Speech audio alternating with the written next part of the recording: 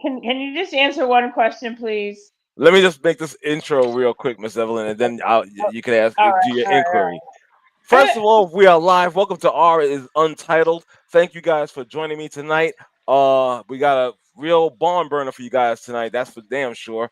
But before we get into it, and before I introduce these panelists, these wonderful panelists that's joining me, let me just say three words to you: like, share, and of course subscribe. I know that was more than three words, but that's all right. So I'm gonna do it again: like, share, and subscribe. I would truly be honored if you did that. Remember, my goal, we sought out.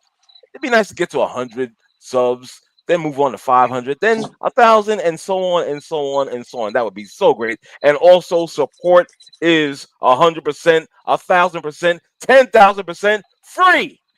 All right. So how do I share? Wait, I'm technologically uninclined right now Okay. because Okay. I have like. Why am I hearing a cricket? I don't. Somebody's down south. That's what they. That's what they do. Um, That's what they do. But Yeah, hold on. Hold outside. on. I Hold can't. hold on. So first of all, let me just introduce these panelists real quick. I'm still hearing it. Formerly of the BX, now residing in not South, North Carolina. Dominic Donato's here. Hopefully you're well, sir. Thanks for joining us. Also joining us is my man, the bowler. Hopefully he's not bowling tonight. Reggie. Reggie, your mic is live. Thank you for joining me tonight. Hope all is well. Ronan yes, Black. sir. Ronan Black is here. I don't think he has his mic muted. Miracle. Hopefully you're doing fine. Your mic is live. And of course, my man, my good friend from Queens, David, is in the house. David, thanks for joining me tonight. And last but not least, I think it's the first. We actually have a female panelist. This is going to come in handy with Oh one of these God. topics. Oh yeah, Hi, yeah, yeah. hi Oh yeah, yeah, yeah. everybody. You might be, I'm you might be, freezing you in might my be getting, apartment right now. you might be getting this work tonight. Damn. You might be getting this work. You I'm might be gonna getting Yeah. this leave work that one tonight. alone. I'm I'm just gonna leave that saying. one alone. You might, yeah, yeah, for sure. But I'm just saying, you might have to call up some sisters, back you up. Evelyn G is here, so Evelyn, thanks for joining us. Okay. I'm gonna keep it PG rated. Ah, the hell with that. Go ahead, say what you got to say. No. We're not even gonna go there. Oh my god. I've got pastors on my page. Oh I've got my god. pastors on my page. I don't want to hear it on Sunday. All right. But Uh huh. I just have this question: is someone paying Mahomes to play this bad? Well. Whoa. It no, I'm dead serious Whoa. because last season, or I mean, I'm sorry, last Super Bowl, it looked like he wasn't even like college degree. Wow. He's terrible. Wow. So is someone paying him to lose? I just want to know because Maybe I don't he's think. one. maybe teams have finally caught up to him and figured him Mm, out. mm. I know, but look at Trevor Lawrence. Come on. I mean, and don't get me wrong, he is a good football player. He's a good Who? Trevor? quarterback. Who? Trevor Lawrence? He's a good quarterback. Yeah. Eh. He's all right. He's meh. He's meh. Okay. Okay. I But think he's got more he hype. beat, He got but he more beat hype. oh God, you got me Well, tongue tied. was He it? beat the Well, hold on, Chiefs. Evelyn. Hold on. Was it him or was it the team that beat Mahomes? I think it was the team. Um. Come Well, on now. couple a couple of the plays he over. I mean, I don't want to say overextended, but Mm, he really played. Like he ran the ball in several times. So right. Okay. I don't I know hear if you. he's stepping up or is this just an anomaly? Like it's I the think highlights were saying it's just an anomaly. personally, I think it's what Reggie just said, and that's the fact that teams are kind of catching up to his greatness. Perhaps I shouldn't say that because people think I'm rooting for Kansas City. But team, You are. I'm really not. I'm really not a fan when I tell you that I'm being serious. But again, I think I the can't teams have. stand them. I can't stand them. Yeah, well, you and a lot of people can't stand them. I get it. Hold on for a second. Let me bring a brother in. Steve from Bleed Blue Show is here. Steve, thanks for joining me tonight. Your mic is live. Hope all is well with you, brother. An unexpected doubleheader. I'm here for it. Let's go. Let's go. Let's go. I That's it. apologize, Steve. I forgot all about you, man. I'm sorry. You forgot? Oh man, how could you forget? Well, you know my what? man, my main man. Yeah. Let's get into the show. What we're gonna be talking about. Let's start off with a little Major League Baseball, specifically the New York Yankees. The Bronx right now, it's a tie game 1-1, Toronto and New York. I gotta tell you, last night was epic. Last night was epic. I felt the ground shaking last night when Aaron Judge had his moment, the 3-run homer to tie the game at 6. That crowd, I had to watch like the shorts of it. I must have watched it about 100 times today from last night because that whole, and that's what this is all about is the atmosphere. You understand what I'm saying? I loved it. I loved the energy. The Bronx was, I'm gonna tell you, probably a few kids were made last night. You can't do that when I'm drinking coffee. No, You cannot do that. listen, I'm You sure and Clay, there was are I'm the sure, same, like I same said, I'm thing. sure there's a few babies, more than a few babies made last night after that game. I'm trying to tell you, that's what it was. But tonight the Yankees started this kid Schlittler. Am I pronouncing that right, Dom? Schlittler? Yeah. He had me a little worried at first during that first inning. A little worried. I was like, okay, what's going on? And he doesn't have a great record against Toronto. I know he's made like 13 or 14 career starts, but I think how many starts against probably Toronto? Maybe 2 or 3. And he had like a high ERA against these guys. So I was a little worried at first, but he seems to have settled down. It's a tie score. Let's go Yankees. Let's go. So I want to know why hasn't he been traded yet? Who? Aaron Judge. He's really you stop it. Stop. No.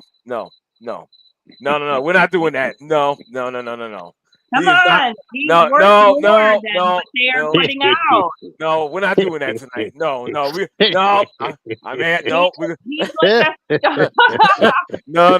not doing that tonight. Okay. Aaron Judge will not be traded. That's crazy right there. That is crazy. Can somebody please kill the cricket? The cricket is part of the show. Cricket is part of the show. Now here's a man. Hold on. Oh no! Here's a man that's going to be upset.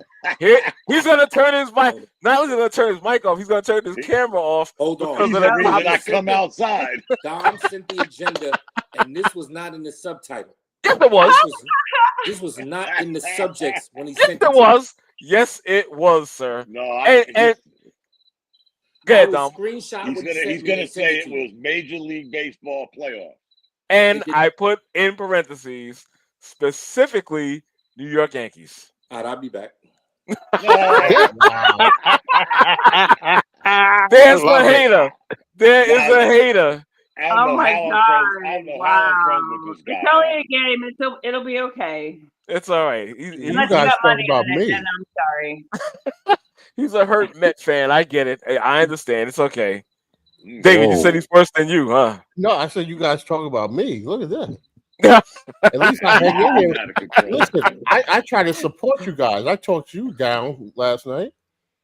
Who? You were ready to jump off the major? No. Yes. And I don't think so. Poor Dom was sick. No, y'all haven't noticed. I don't do a lot of back and forth during the game. No, he doesn't. This is something very odd for me to even be doing this when there's a Yankee game on. I got my phone so I can see the game, but this is like new territory for me. First of all, we talked basketball for an hour. Right. I didn't know the game started at 7. I didn't know myself. Okay. So I thought we would get done with the Bleed Blue show and the game would start at 8:08. Well, you know what? This is uncharted territory for me, guys. When it comes to the Yankees, I feel you. But you know what? I better shut up because Craig's probably going to blow up a computer. Yeah, he will. He gets mad. See, Dom, I didn't even know that should, Bleed Blue was going to start at 7 either because I was like, well, I wasn't even going to do a show tonight, to be perfectly honest, because I didn't want to go in competition with Bleed Blue. Matter of fact, I wanted to be on Bleed Blue, which I was. You know what I'm saying? I told you it would work out, R. Yeah. Wait a minute. Why is you on Bleed Blue? You're a Brooklyn Nets fan. Sir, that was not I can answer this. Although the Bleed Blue Show is Knicks, Giant, Yankee, Rangers centric, we are sports across the board. Thank you. College. Thank you, brother. Thank you. And I'm not a Brooklyn Net fan. Premier League. We'll talk it all, man. We'll talk boxing, everything. Yeah. He came back, Craig. R left the Nets once he found out they were in Brooklyn, actually. I thought it was like the Harlem Globetrotters or something like that. You didn't realize he had to go. I thought it was because Jay-Z. Nah. Like I said, man, I am not a Brooklyn Nets fan. I'm done with them. I can't wait for what's his name to get fired. By the way, Sean Marks. You got more X teams than Lopez has X teams. I actually got something to say to that. I got something to say to that real quick. Hold on. Go ahead, Steve. We talked about tonight, like I really believe that basketball should be global at this point. That we were talking about on our platform, but this was a topic, Don, we had years ago. We talk about fans and how we become fans because of generations. Like you pick a team, that's kind of like an unwritten rule, right? You pick one team, you stay with the team for life. Where Gen Z kind of they on some different shit, but that's how they. Well, I kind of understand it. Like why fans can't be free agents. Gen Z's doing it by following players. Are you serious? You know what? I'm just saying how things are generationally. That's how it is historically. I'm just saying how it is. I'm not saying it's right or wrong. I'm just saying, like, if I like R. Jones, if they going to say, okay, we're going to trade R. Jones to the Lakers, he's going to be a Lakers fan. Like, if Gen Z's on that type of time. That's my point. I'm not saying it's right or wrong, but that's just how the generations are. If you really look at it like that. I think we've gotten to the point. And I said this once before, Steve. Where fanism is following social media. We don't have fans no more. We have followers. I'm going to follow this player. Don't care where he goes. But I will say something strange about R. Dave, Red, you all remember. 2 years ago, y'all know how I rewind shit. 2 years ago, at the end of one of the shows, I said, hey, who y'all got winning the Super Bowl? Oh, my God. Know how much R used to bash Kansas City, right? Yep. And what did R say, Dave? He said KC. I got the Chiefs. And son of a bitches ended up. Who were they playing? Who were they playing, by the way? Who were they playing? Who were they playing that year? Was it Philly? Yeah, it was Philly. And you said, but I said this before the season started. I said this shit in September. The show was in September. And I said, hey guys, who y'all got winning the Super Bowl? Me and Dave said the Jets. Yeah, right. Yeah, I remember that night. R said the Chiefs. How ill-advised was that? Yeah, we were like, that was the Aaron Rodgers experiment, right? Yeah, right. Fan. If I'm not mistaken, Aaron Rodgers experiment. What does that mean?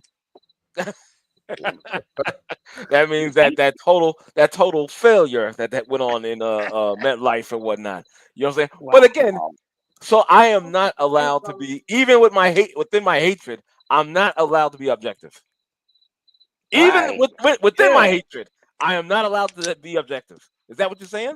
Okay. So now that we've established that. Well, I think you've taken objective to another level, R. Yeah. Oh, come on, man. Stop this. No, for real. I mean, 5 minutes ago, you was a Nets fan because you hated the Knicks. You was a Buffalo Bills fan. Now you're a Giants fan again. Some people. Whoa. Hold up. I have some no people team call in it football. There it is. Some people call it objective. Some people call it flaky. You know what? Let's move on, shall we? You guys, let's get to this guy. Talk about him. Talk about the great guy, Mark Sanchez. Wow. And that situation that happened, which was Jesse crazy. Sanchez. Yeah. You know, so is it a domestic violence or is it a stabbing? No. It was altercation over over a parking spot. Okay. Really? And, yeah, really. Wow. What killed me was how fast the narrative changed when you had all these other pundits, friends of his. Oh, he's like one of the greatest guys ever. Meanwhile, let me just address his propensity for drinking the alcohol.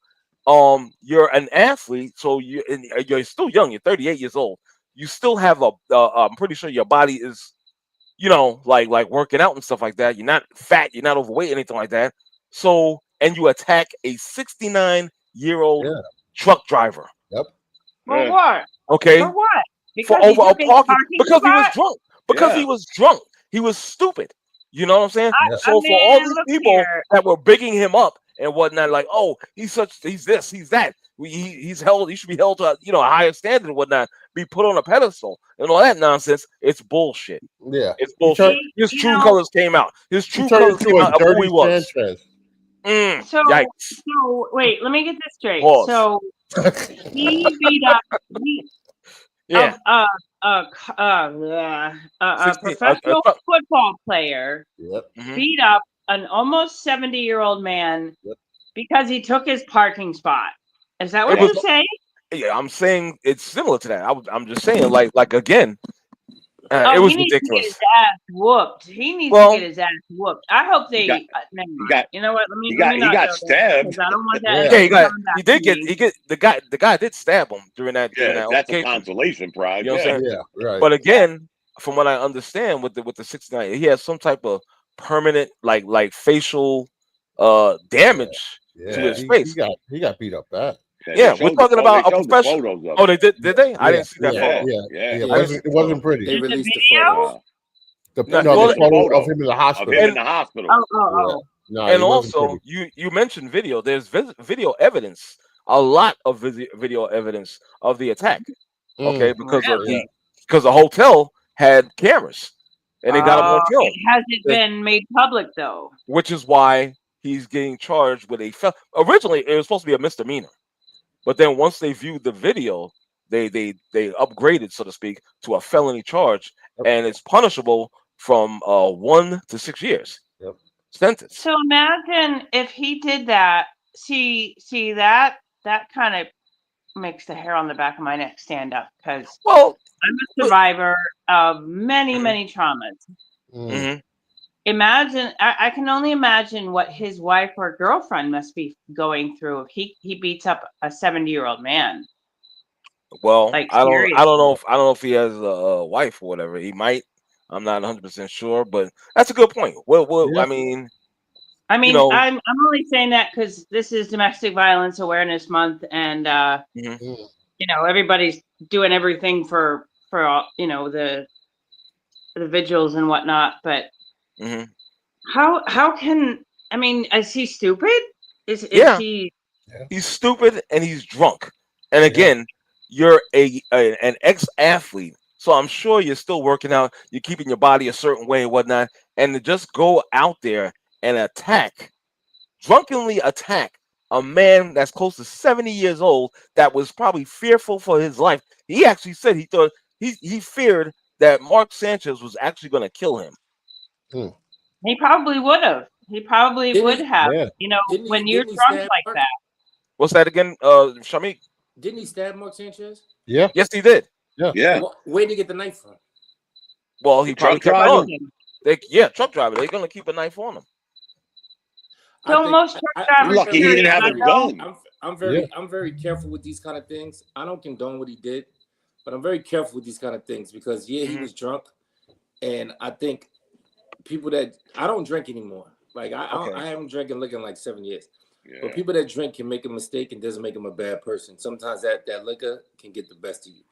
And I'm also very careful because people feel like, well, depending on who it is, you shouldn't do anything to them. But even in law, there's things called fighting words. So I wasn't there, and I don't know what that man said. I think it's ironic that he had a knife. So he's obviously prepared to defend himself. And from what? People that don't start trouble and curse people out and call people out of their names don't walk around with knives. Right. You're right. So before we kill him, like, I hate when the media jumps on somebody and then we find out later, hey, this is what happened. And it's like, wow. You know what I mean? So I don't condone what he said, but 38 years with a clean slate, and then all of a sudden this happens, I don't know. It sounded funny to me when I heard it. It sounded funny because I recalled that the older gentleman stabbed him, and I was like, well, what did he have a knife for? Because he was, and I'll just say this. In certain professions, whatnot, okay, again, I'm not a truck driver, and I'm not the dude's lawyer either, but I'm just saying it wouldn't seem unusual to me for a truck driver to have a knife on him. You know what I'm saying? Just think if he'd have ran up on me and did that, I'd have shot him because I carry a gun. Would that make me a bad guy? You might not that I condone violence, but we don't know. No, I'm not saying that. Or I agree with you on that, Craig. But I'm saying if he ran up on somebody drunk and stupor, and it happened to be me, and I carry a gun, and I shot him, am I the bad guy? I didn't run up on him. No, but like you said, but I do hear that there's video evidence. There's a lot of what actually happened and how he incited this over a parking spot. Right. Like there was that video of, just as an analogy, and she brought up domestic, so I don't want to strike any nerves, but the football player that, like, they said he kicked the girl. It looked like a leg mush, whatever you want to call it is fine. Then it comes out she called him the N-word 30 times that was banging on his door. So it's like, like there's certain things. It's like, I don't know what that old gentleman did. I'm not saying he deserved to get a beating, but I need to know more details before I start talking about Mark Sanchez is this, that, and the third. You know what I mean? All right, I respect that. I feel you. Okay, that's just for me, because you know what I'm saying. Maybe he is, but something sounds fishy with it. Something just sounds fishy with it. And so that whole him having a knife bothers you, obviously. Why? It doesn't really bother me. I just know people that carry knives, and I know why they carry them. And guys that don't start trouble and just happen to get into a parking spot dispute, they just don't have knives on them. I have a question. It just brings it's just a red flag for me. Like, well, what really happened? Okay. I have a question. You have a question? Go ahead. Okay, so I know we're getting off the topic of sports, but has anyone thought that maybe Mark Sanchez might be suffering from CTE? Possible. Okay. Very possible. Because look at Aaron Hernandez. I was just watching a documentary on Aaron Hernandez and how they discovered that he had really bad CTE, which is like traumatic brain injury. So I'm just curious if they're going to be doing like CT scans or MRIs to see if that indeed caused him to attack this guy, and if that would be a defense. Yeah, he's not going to jail. It always sounds scary when they say it's 1 to 6 years. Right. It's an assault charge, and he's not going to jail. It might get settled out of court or something like that too. But, it's just, I don't know. I always try to look at all three sides, and I just don't. Something fishy about him having a knife. Something fishy, like, even if you're drunk. I don't know Mark Sanchez, so I'm not proclaiming to know him, but it seemed like if he's going to type the guy that attacks a 69-year-old man, something like this would have happened before he turned 38 years old. So I don't know if he got triggered. I don't know what it was. And he's been out of football for quite a while. So if he had CTE, it would have presented itself before now. Yeah, Aaron Hernandez, like, I understand the analogy, but when he was getting recruited to Florida, his coach said he's either going to the Hall of Fame or prison. That boy was just crazy. If he had CTE, he got it when he was 12. He was a stone cold nut. Right. Yeah. Right. Yeah. He actually, they said he may have become a serial killer if he hadn't killed himself. Yeah, I mean, he was doing stuff in Florida. The coach said he's going to the Hall of Fame or prison. The boy was 19 years old. Damn. And you got to figure too, like Mark Sanchez is a quarterback. They wear a pink shirt in practice. They only get hit in the game. I mean, he might have had CTE, but they barely get hit like that. But Hernandez was. Can I say something real quick? Oh, good, Ronnie, please. Someone who's had like 9 concussions that I know of, you're not gonna know if you got CTE until after you're dead. Right. Now, that's true. That's true. So the one way you can tell if there's some kind of damage to the brain, he has to get an MRI. You see, I guess, like with me, because I had issues with light, because it wasn't a concussion protocol. So I used to have to wear sunglasses all the time, stuff like that. Okay. Wow. So I had to get an MRI on my brain, and you see spots on your brain. That might be an indication that you have some type of brain damage. Wow, that's why Steve Young retired. Don't you see the laceration like things too on there too? You see the lacerations, right? I don't know about that. All I know is that mine came back clear. Okay. But you with with dudes with concussions, I guess they got like some partial brain damage, stuff like that. You start to know some things like short temper, personality change and stuff like that. Like I had a slight personality change. Like there's foods I used to eat that I stopped eating. Hold on. I'm sorry. Okay, you had a slight personal change. Look, there's foods that I used to eat before I had multiple concussions that I don't eat anymore. Like I used to like cabbage, I don't eat cabbage anymore. I didn't really like eggs. I eat eggs a lot.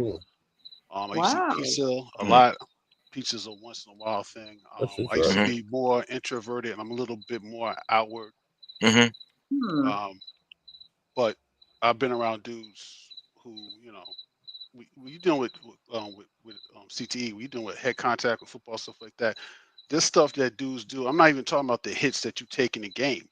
Like when I played in high school, I remember dudes literally squaring up head up before the game and banging each other's heads like rams. I'm like, you know, I'm like, what the hell y'all doing?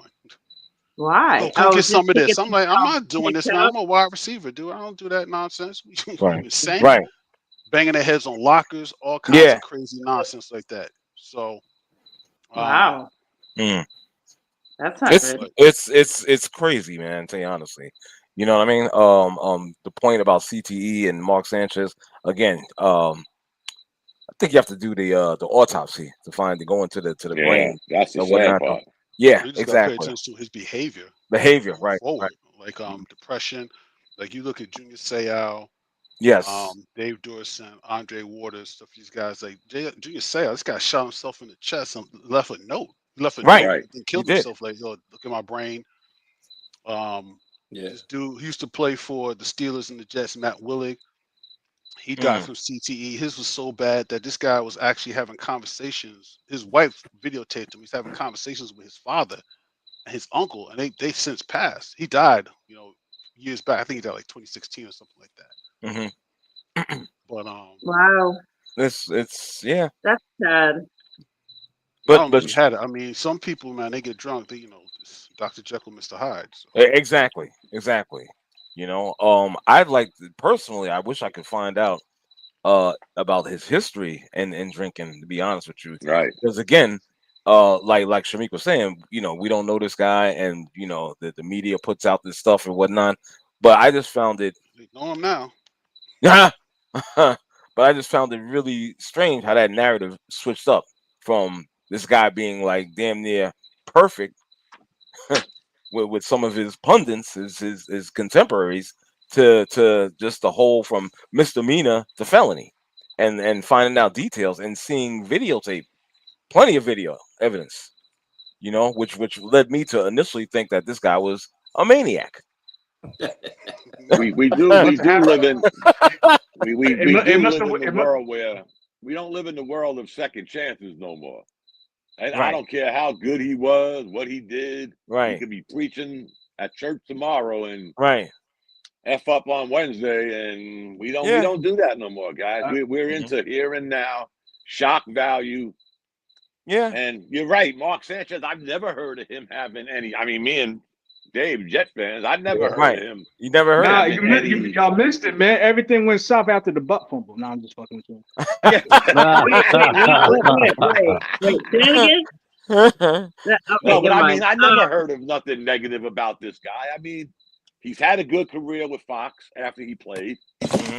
I mean, I've heard things about him. I've heard that.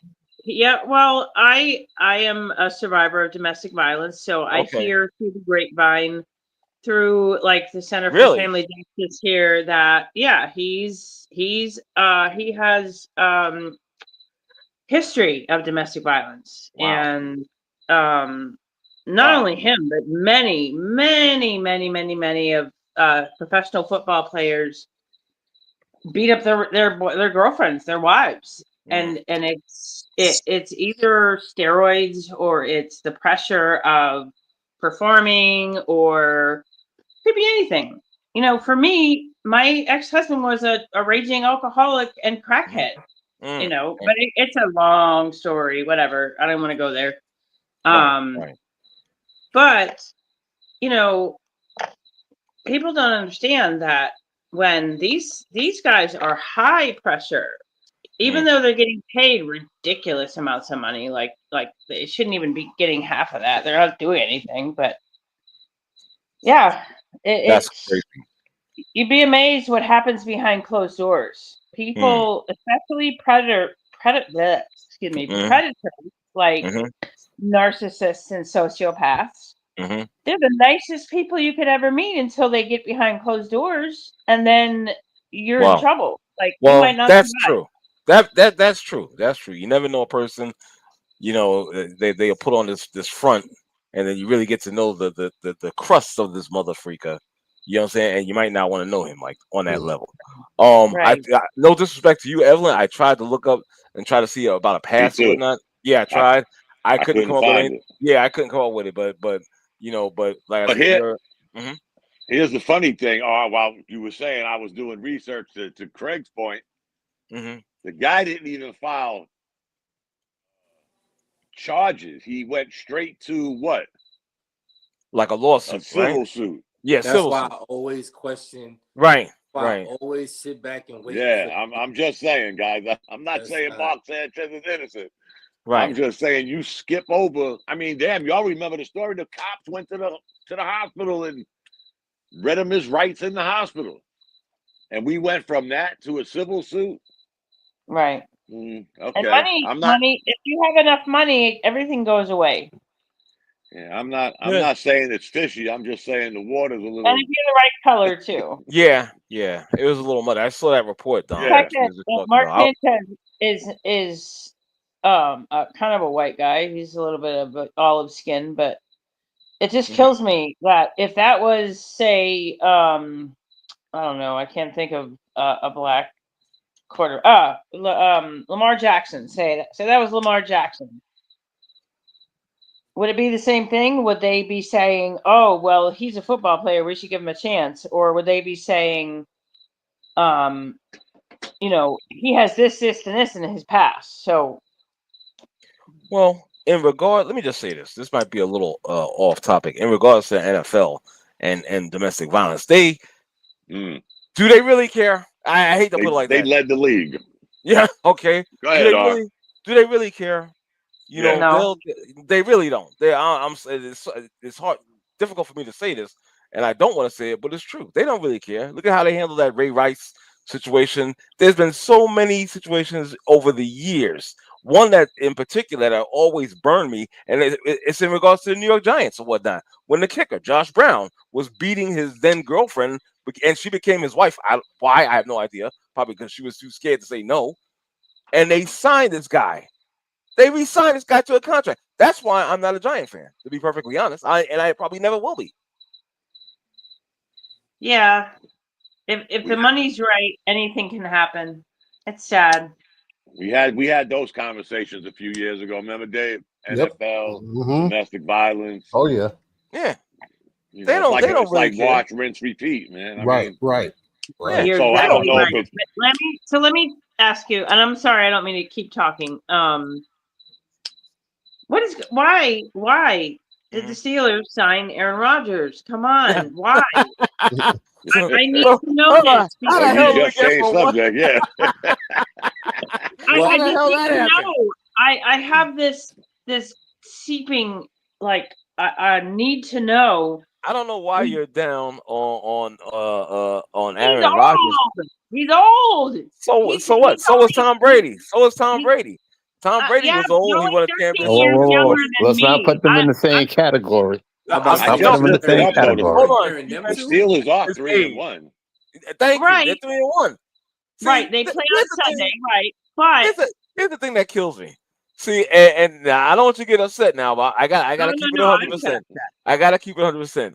See, you're a fan, but I think you're like a fanatic.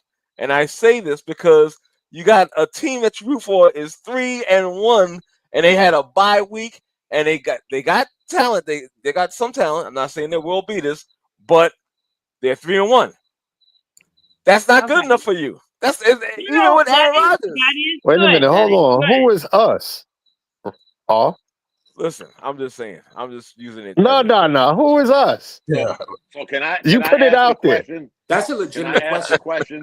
I want to answer too. That's a so. If legitimate question. Aaron Rodgers wins a playoff game for the Steelers, and they haven't won a playoff game in like forever, right? We forgive and forget. Oh, of course. See? I'm gonna be the first one to eat my words, because if this is his what do they call it, hoorah year, or his retirement.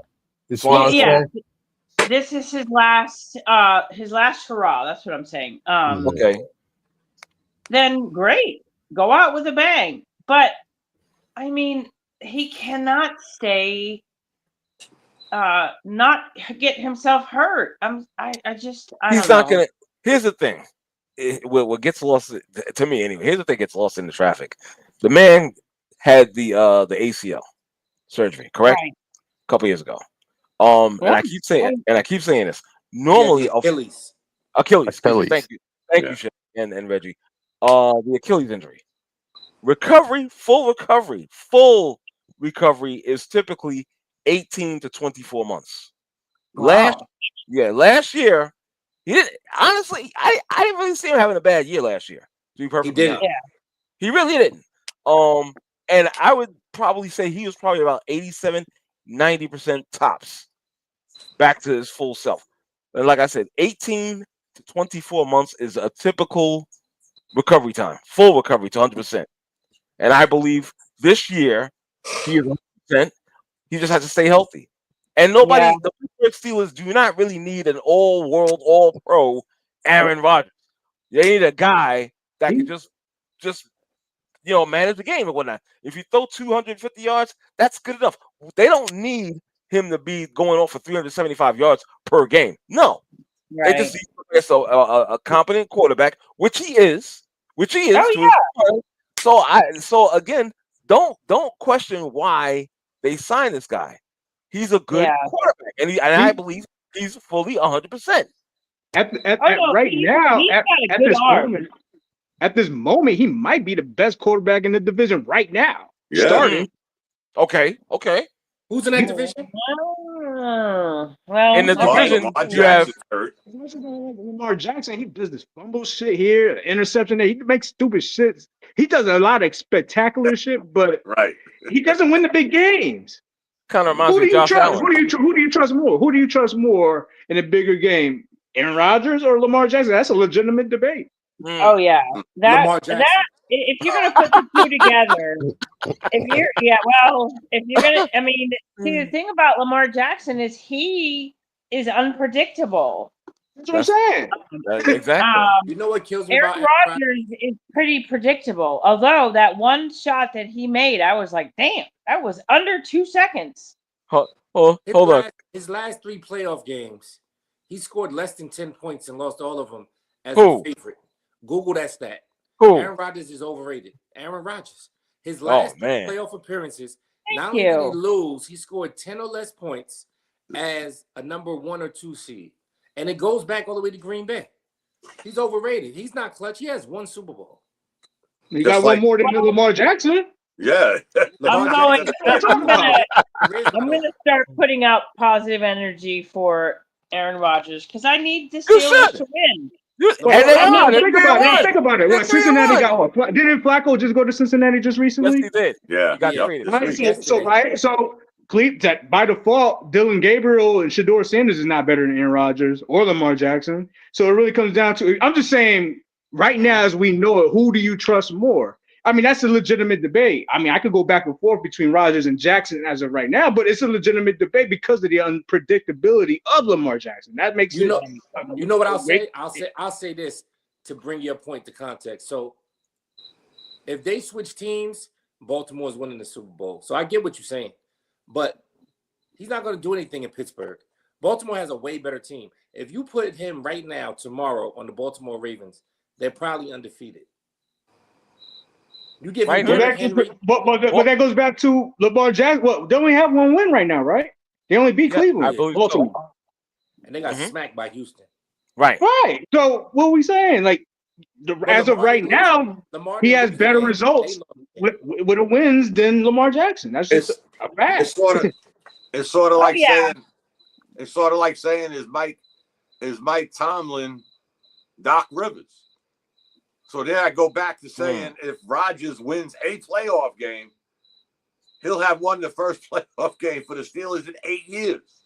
I know. The reason why he's not Doc Rivers is Doc Rivers should have won 3 championships with the Clippers. There's a difference between losing and underachieving. So I don't know that the Pittsburgh coach was supposed to win a Super Bowl and didn't.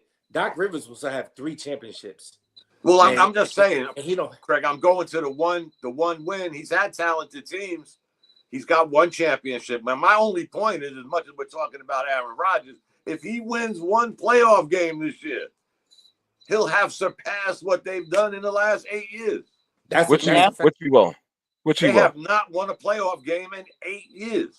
And he will this year. I think the last Super Bowl that they won was what, 2005? I think. I want to say 2005. It got to be Ben Roethlisberger, right? Yeah, when he beat the Seahawks. It would have to be. Who got drunk and beat up women and did all kind of stuff and still stayed in the NFL. Yeah, right. Thank you. Thank you. You just proved my point. He had like 3 charges. Right. And there we go. What did we say? What did we say 10 minutes ago? But the NFL, we don't care. Exactly. I'll say this though. So I got a football from 1979 signed by the whole New York Giants team. I've been knowing NFL players my entire life. They are the craziest human beings in the world, and their job is to get as big and strong as they can and run full speed into another human being. Like by nature, you have to know they're out of their damn minds. Right. And then when they get hurt, they don't take aspirin. They take shots so they can't feel it and then go run into another human being 250 pounds again. Like they're just nuts by nature. You got to be crazy to do that. There's certain jobs where somebody got to be a little off to do them. So I mean, boy, do I know. I don't want to touch that domestic violence thing, but I'll say this. As a single father of a 20-year-old daughter, if she gets into that thing, which I pray she does it. Right. And it happens more than once, I'm going to see about her. And the women that I know that have been in domestic violence, a lot of them have been in more than one. And it's just sad the energy people attract. Like you need to be when all possible, like when things don't look right, you got to leave, man. That's what I teach my daughter. If something feels funny and you got to second guess it, you need to get out of that situation because if you're not 1,000% comfortable, you need to leave. And it's just unfortunate when you start adding drugs and alcohol into it. You could take a person that's good and they can turn into something that they're not. I think we've all seen that before. Like I think we all have a friend or an uncle or a relative that they're the nice guy in the world. They drink too much of that brown liquor and they wonderful. Yeah. Wake up like what happened? They'll wake up and like what happened? Yeah, blacked out.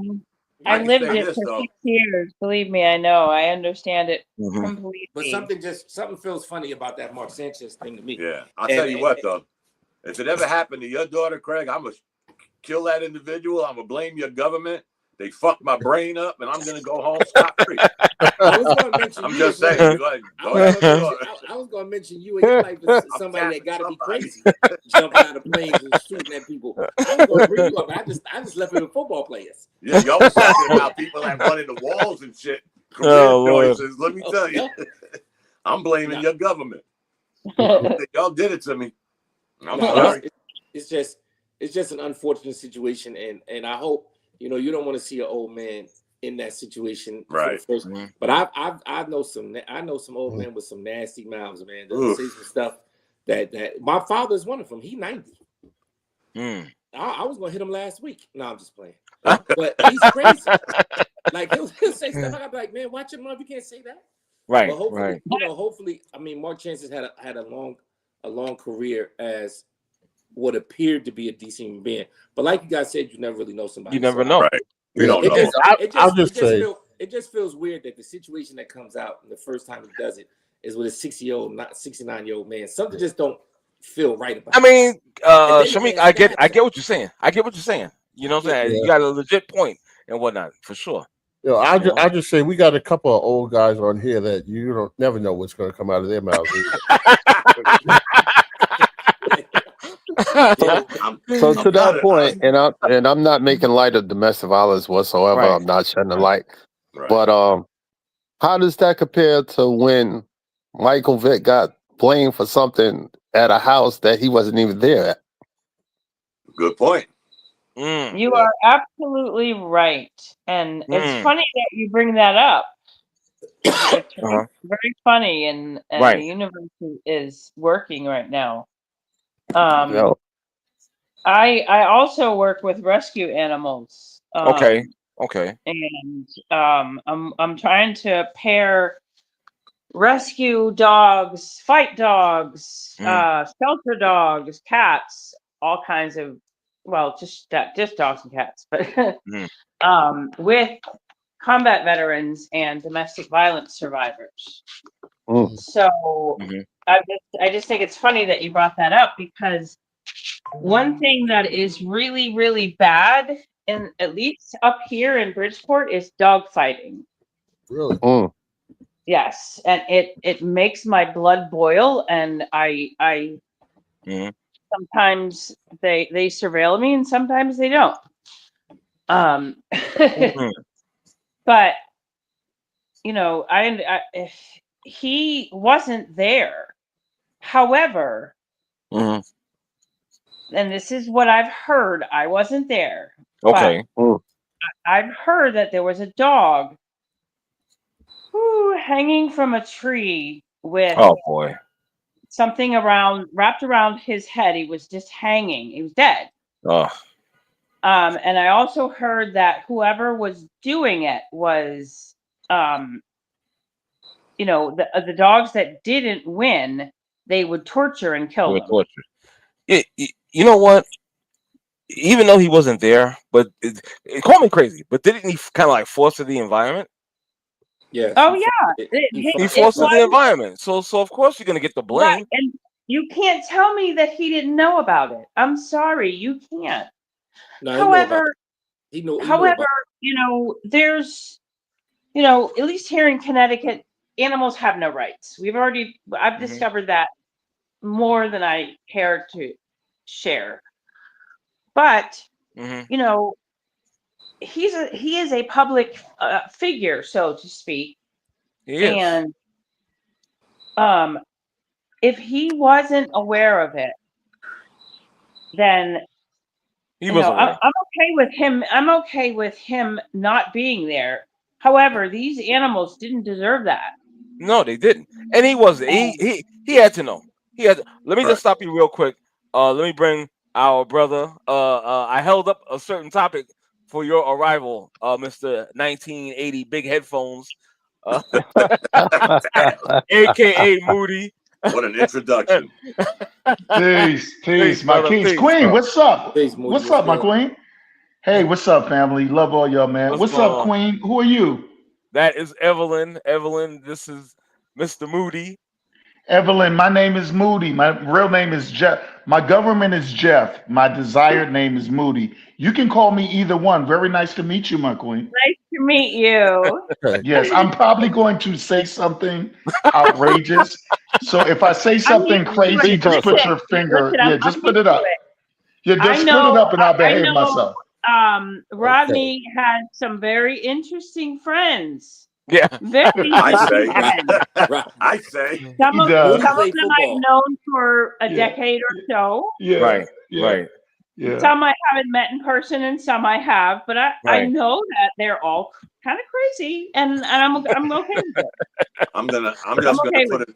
I'm just gonna put a disclaimer out there. I am no way, no how friends of Rodney Jones. I met him, how I got involved with this shit. I'm just letting y'all know right now. But to Reg's point, it's what we said 10 minutes ago. The NFL don't care. Right. What do they care about? No, they Roger Goodell needs to go away. What did Roger Goodell say? Yeah, what did Roger Goodell say, R? I said it last week. Right. Dave, change gonna come. Roger Goodell sounded like Sam Cooke. Exactly. Change gonna come. He ain't changed shit. He ain't changed shit. He ain't changed shit. No, he ain't gonna.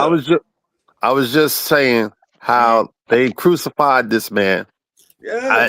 I'm not saying rightfully so. I'm not saying it wasn't right, but what Ben Roethlisberger did and nothing happened to this guy. Right. Come on now. It comes down. Okay. It comes down to Can I ask where we're at in the conversation? What's the? We were I don't talking. know where we're at. Yeah, I totally I forgot. forgot what we were talking about. Originally, we were talking about Mark Sanchez. Originally, it was the Mark Sanchez situation, but sorry. it kind of spiraled into I don't know domestic violence and violence against dogs. And no, it went from that to. See, Aaron that's Rodgers, my fault because dogs I'm a little I have a little bit of short-term memory loss. I just smoked a blunt and I ran out of blunts. Wow. So okay. Lord. I'm on the medical marijuana program for all of you who are in the police department. That's where we're at, Moody. Before anybody else says anything, Aaron Rodgers, dogs hold killing on. dogs. Yeah, hold on, Dom. Hold on, Dom. Got someone else? Hold on, got somebody else I gotta bring in. It's a little crazy today. Finally, Sir Bishop is here. Bishop, your mic is live. Thanks for joining us tonight. What's going on, fellas and ladies? Yo, Bishop, I just got on. We wilding, son. I walked straight into the wild out. Oh yeah, okay, all right. Well, we got. I see we got a couple of new members, and we also got somebody on the Puff Puff. That's what's up. Well, I ran out. You know what? I'm gonna just put my clothes on. I'm gonna keep you on the phone, and I'm gonna go get some more blunts. How about that? Oh Lord Jesus! Okay. Lord, I ran out of blunts. We here at R is Untitled. Disclaimer. Where's the disclaimer? There you go, Bishop. If you want, I can flash my Connecticut state registration for the medical marijuana program. Okay. Don't worry about it. Nobody watches this program anyway. So don't worry. I came on as a brother, and my mind is moving into pervy, and now I'm just trying to control. My natural urges as an alpha male. Girl, you go get fully dressed and smoke that blunt. I was going to ask, is this still a podcast or the dating show? So at this point, ladies and gentlemen, we'd like to say, in no way, shape, or form are we encouraging the use. What up, Dave? What's poppin', brother? Any sort of please, alcohol, don't use marijuana unless you have survived child abuse. Reg, what up, son? Dom, what's up, Moody? This is crazy. All right, let me bring it back. What's up, boy? Let me bring it back. Let me bring it back. We didn't even get into the crazy. Exactly. Diddy Survivor? We got a Diddy Survivor on? No. Let me get back to some of the topics we were supposed to discuss. Let's get into this one here. Ayesha Curry. Here we go. Now, you're gonna hate me for this one. Yeah, exactly. Yeah, you know what? You're gonna hate my opinion on this. You know what? Yeah. I want to hear your opinion, sir, Mr. Moody, because this is gonna be interesting. You want to? I want to hear your opinion. I want you to. Unfiltered, please. Unfiltered. I want you to kick it off. Don't filter it. So look. Okay, so here's the thing, right? I got married. Okay, let me give a little. What does she do now? No. Hold on. We're gonna tell you what she did, but hold on. So I moved out of my parents' house when I was 17. I got my first apartment at 17 in New York City. My first apartment was in Bed-Stuy on Troop and Decatur, between Troop and Marcus Garvey. I was a 17-year-old paying my own rent and everything. I say that to say that I got married by 25, because by 25, there's no more fuckery I could have possibly done. I was an old 25-year-old. In April, I'll be married for 30 years. Let me tell you something about married couples. Yeah, no, and I love my wife. She's a baddie. She got a fatty on her, and I say that respectfully to my fatty. But the whole thing is, let me tell you something. That disrespectfully, I just want to know. No, it's always a compliment. It's funny. No. But here's the thing. I don't really get into people relationship. That's not really my dig, but it was so prominent on social media. I was like, well, let me see what she's saying. So I happened to watch this interview that she did, and I thought about what she was saying. I think that as a 3-decade married person, I didn't really see much of what she was saying that women or men even don't feel. And maybe it's because I have so much time in the game. I think what she was saying that got misconstrued, like so many things on the internet. I think that what she was saying is, this is how I felt at the moment. Like, because that's how people feel. Like, this is, there wasn't really anything really that triggered my ear. I think it's not until towards the ending. First of all, when Ayesha Curry tells you that she wanted to be a businesswoman, well, hold on, young lady. I don't know if I said Ayesha, whatever her name is. You're just a Curry. We wouldn't know you besides that. And so here's the whole thing. If you wanted to be a businesswoman, your husband, who's worth about $300 or $400 million, your husband provided you with a platform to have a stress-free cookbook platform, a chef platform, all kind of stuff. So when you say that you wanted your career, and I was like, wow, that's kind of, okay, that part, I'm not in a marriage. When you're not in people's relationships, you do not know. Everybody gives one side in relationship. It didn't really sound like she didn't respect her husband to me. What it sounded like, she was talking about how she felt as a younger lady. Now, here's where she lost me a little bit. She said that I'm in all kinds of therapy. And I thought about that for a second. I said, now, guys, Queen, are you okay? Are we good? All right, I'm going to say something, okay? All right, I'm going to say something. Hold on. I'm going to say something. With no disrespect. Is she with you, Dom? Huh? Is she at your crib, Dom? That look like No, I'm outside. Hey, don't start no stuff, bro. Don't start no stuff. No. Hold on, because so Queen, one thing that you would know, roll up that doobie, because I'm just going to say this real quick. So I respect women of all colors and sorts, but I especially respect Black women because you guys go through the most. All right. So I get that. But when she said the therapist thing is when I kind of turned a little bit. Cat corner. Let's just do cat corner. Spidey. And I turned a little bit and I said, bitch. Oh my God. You're in no, hold on. Hold on. No You're in disrespect was coming. Yep. Yeah, yo. You're in therapy for what? What are you in therapy for, bitch? Now I'm gonna give you the love before, but on the pre-bitch, no, I'm good on the pre-bitch, Queen. I'm good on the pre-bitch, but the post-bitch, I was like, yo, wait a minute. So let me. So I want to get 1 million Black women, and I want to give them your situation. Marry a superstar ball player, have his kids, never worry about $1 a day in your life. He provides you with a platform to be the independent woman that you always wanted to be, and yet still you find a reason to go sit on a stranger's couch, which is what a therapist is. It's also what your preacher is that gives marriage counseling. That dear Jesus, dear Jesus God, you don't know me or my wife from a can of fucking paint. You reading out of a Bible for counseling, that shit don't work because we got to go back home and deal with the real world situation. Okay? It ain't no Salmon, Saul, Paul, Saul, Ruel, whoever is in the Bible. I deal in real time. Where Ayesha lost me.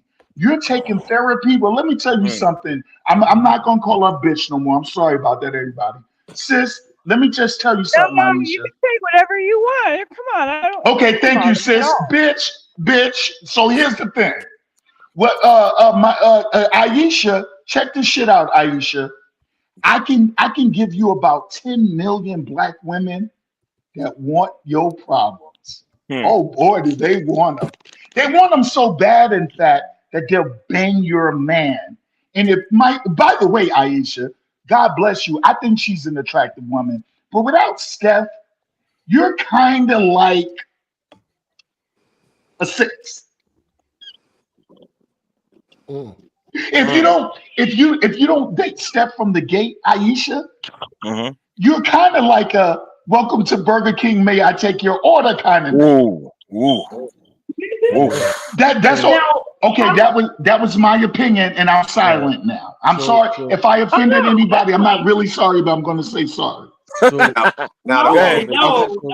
offending me. What I want to understand is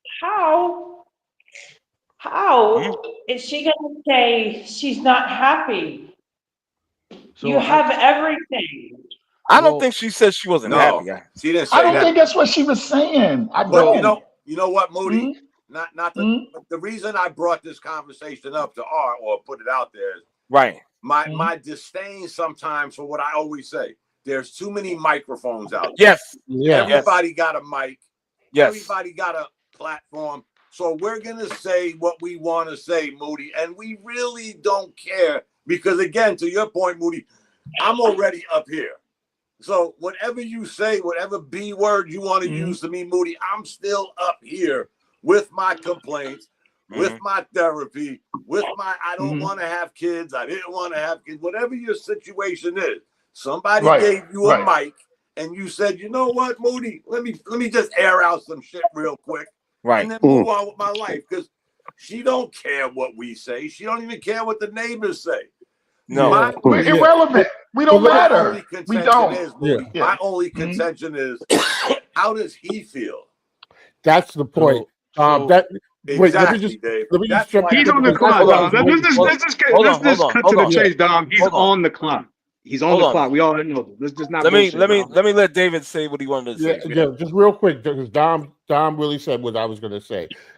Those of us who have been married for a long time, we know that there are a lot of stories within the years, but we don't share things outside of the marriage. There's certain things that you just keep between yourselves. So when she puts that stuff out there like that, she is not considering how that reflects on him. Now, I agree with Moody. Yes, what she said, she had a right to say that, and that was what she was talking about in terms of how she felt early on. And a lot of women do that. A lot of women put their own careers to the side and become mothers and wives and all, and she reaped the benefits of that. But when you say that thing, now Steph has to answer questions for your little therapy session. And that should have been private. So I always say this. I say this to my students. I say this in general. Just because you can doesn't mean you should. Right. And she got on a platform and she felt comfortable enough to start saying things without considering that your husband is going to have to answer the questions about what she said, right or wrong, misconstrued, or anything else. And he's an icon. Your husband is not Moody. I'm sorry, Bishop. I'm only going to take 10 seconds. Your husband is not Moody. He's not any of these guys. Your husband is an international icon. So everything that you say matters to your husband. He has to focus on the business that got you here. I'm not going to call her a bitch no more. Ayesha Curry, I met Steph Curry. I never meant his wife. But my thing is, Ayesha, if you ever hear me calling you a bitch, I did mean it at the time that I said it. And now I don't mean it right now. It is irresponsible. It is ungrateful. It is one of those things where women and men who lack self-accountability. Like I always say with relationships, no one person ruins a relationship. If everybody was more accountable in this world, men and women would go, I did fuck that up, and then she fucked that up. So that's my thing. So you stole something from me, Moody. I'm sorry, y'all would never do that, King. Sorry, bro. You're a thief. You're a thief. Well, I am from Brooklyn. Yeah, I'm from Brooklyn, so you know. I knew you was from Brooklyn. I could tell by the bucket hat. Yeah, you know what it is. You know what it is, family. What I was gonna say is like, so this is the nature of their marriage, and what people fail to realize is like everybody has a different marriage. So Dom, you married for how many years? 42. 42. Moody, you married for how many years? 30. Goddamn, Dom, you get Dave, it, OG. You married for how many years? 30. Going on 30. 35. Jesus Christ. Bishop married for 20 years. Everybody has a different marriage, and in these marriages, people like what's acceptable. It's okay, Dom. I see you. What's acceptable to you may not be acceptable to somebody else. What you may deem as a slight or disrespect, somebody else may deem it as I don't give a fuck. You understand what I'm saying? Like I'm that's small stuff to me. You understand what I'm saying? So yeah, well, we might take a step back because this is not the first time that she said something like kind of like out of pocket. There was a couple of years ago, she was talking about how she feels slighted because all the attention is on Steph, and how she felt like nobody paid attention to her, and it's like nobody knows who you are. If you weren't married to Steph, you would just be Ayesha that cooks for the family reunion or something like that. My thought right out of my And brain.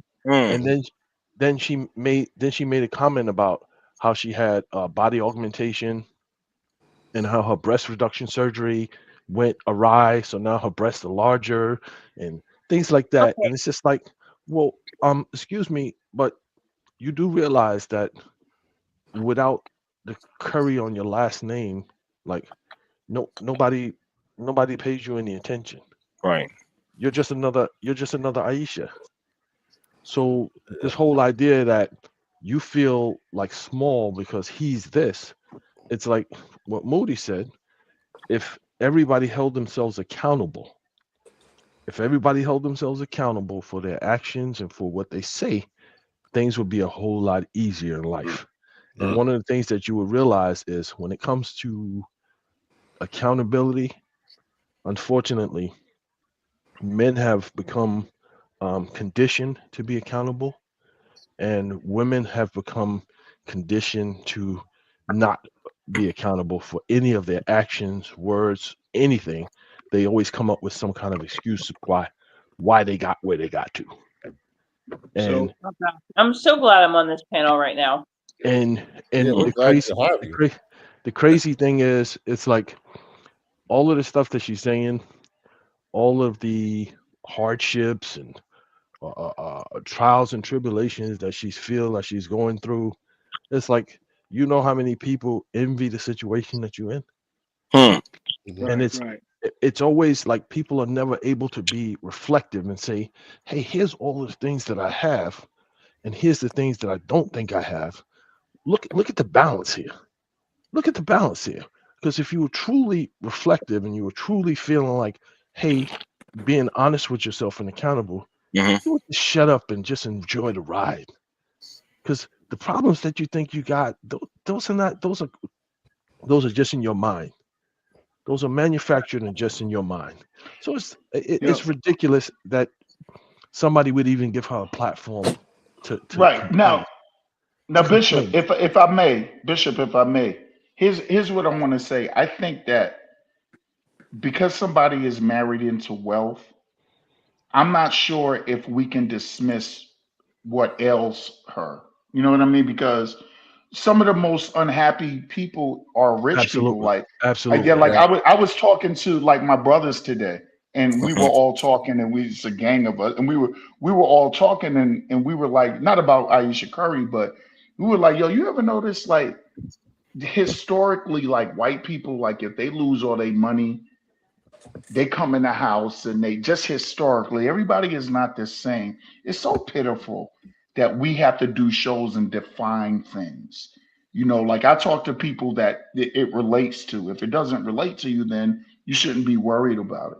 But like a lot of times historically, a white man that lost all his money in the stock market, you can go look this up. They jump off the fucking roof of the building. Motherfuckers come home, kill their whole family. Why'd you kill them? Well, I couldn't take care of them no more. And da da da. Black men, on the other hand, niggas, they lose their job. First of all, we threaten everybody at the job like I'll fuck you up because we mean it at the time. And then we take the 2 train and we get off at Beverly Road and we know we ain't got no job, but we do still got about $50 and we get a 40 a blunt. We go hit the weed man back in the day when nickel bags reigned supreme. And we sit on the stoop with the people and we be like, niggas let me go today, dog. Real shit, man. Yo, stop saying we. Tomorrow, man, I'm gonna go check out my man's and I'm gonna check out I'm gonna check out my man.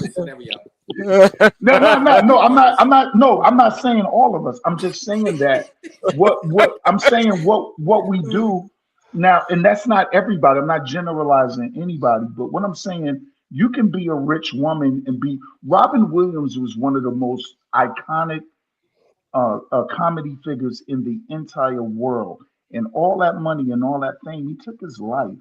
So like because he took his own life, excuse me, and because we have money. But the thing that I say about Ayesha Curry, I think it was Dom. Somebody said that it's just kind of like this is not her first rodeo. Here's what I think a lot when it comes to celebrity couples. Sometimes, because I'm so desensitized to their foolery, I think that Ayesha and Steph just be sitting up there laughing at all of us. And she'd be like, yo, I'm going to go on this podcast tomorrow and I'm going to talk about some shit. Because while we're talking right now, I wonder what kind of monetary gain did Ayesha Curry get for talking about something that her and Steph may even know is not really the truth. We are in a hustler age. And I think that we don't know. And that's why I stay out of people stuff. Because my thing is, my marriage is different. Me and my wife I don't do that best friend stuff. I ain't got a best friend. But me and my wife are tight. We've been together, broke and rich, and whatever we've been through, we've been together. At the same time, I don't put nothing past her. It ain't that I think she's doing something. It's that if I ever find something out, I wouldn't be surprised. Not because I don't trust her. It's just life. So I think that a lot of times, like folks like us, we focus on other people's stuff. And a lot of times they say if you drive around a neighborhood looking at houses and you got critique for every yard, but when you go to your house, the yard is undone, the carpet is dirty, the dishes are piled up in the sink. It's very easy to be a viewer and drive by. It's harder to maintain things. And I think that sometimes they work together and we don't know. I think Moody has a good point, and I'll just say this real quick. We may never know, but we may find out if he slapped somebody at the ESPYs. I hear what you're saying, and we could be all getting conned and acted and all that, but I don't buy that because this is not her first rodeo. That's the only thing I'll push back on that. Because like you guys said, like she went on these platforms before, like The View, pretending to take off her ring when the stud dude came out with the muscles. It was kind of, this is one other point you guys didn't say, and I'm gonna say it. She was literally in those rooms, those circles, when Sonya divorced Dell. So listen, Steph is on the clock. Steph is on the clock. Yeah, you think he worried about that? You think he worried about that? You think he worried about that? Like whether he's on the clock or not. You think he worried about that? Worried about what? Whether he's on the clock. I got what you're saying. I understand what you're saying, but I'm like, you think that Steph is... I don't know, but I'm just saying it ain't going to last. That's the point. It's going to end at some point. Is my point. Whether he cares or not is probably irrelevant. It's the point that she's literally in those houses, those rooms where Dell and Sonya was married for what 30 plus years before Sonya left Dell. Listen, there's two extremes. You can have this extreme where they were like high school sweethearts or whatever, and they reconnected in California because her acting thing didn't really go up court. I think she went to Steph by default because he was guaranteed the bag for her. And then you have the other extreme where you got this, what's his name? Anthony Edwards got the baby mama situation, PJ Washington with the Britney Renner. So you have these extremes. Like, it's so fucking bad. However you look at it, she should be grateful, and it's the image of it. It's if they're really doing it for clicks and views and paper, it kind of makes Steph look bad if he's allowing that shit, honestly.